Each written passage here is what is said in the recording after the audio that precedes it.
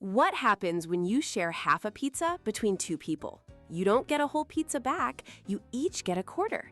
That simple act of sharing is exactly what we're doing when we divide fractions. It's not about scary math, it's about splitting something into smaller, equal pieces. Sometimes it's really straightforward. Imagine you have 3/4 of a giant chocolate bar, and you share it among 3 friends.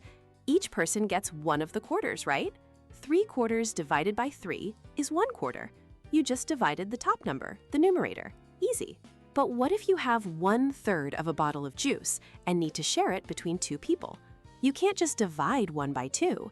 This is where the magic happens. To split that third in half, you actually make the pieces smaller. The result is 1/6. Notice what happened?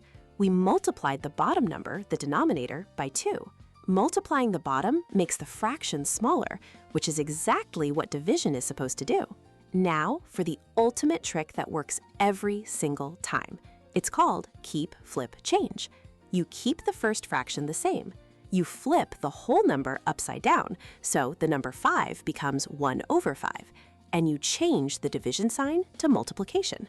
So a problem like 3/4 divided by 5 becomes 3/4 times 1/5. You just multiply across and you get your answer, 3/20. You've turned a division problem into a simple multiplication you already know how to do. So don't let fraction division intimidate you. Whether you're sharing chocolate or using a cool trick like keep, flip, change, you're just making smaller pieces. It's as simple as that.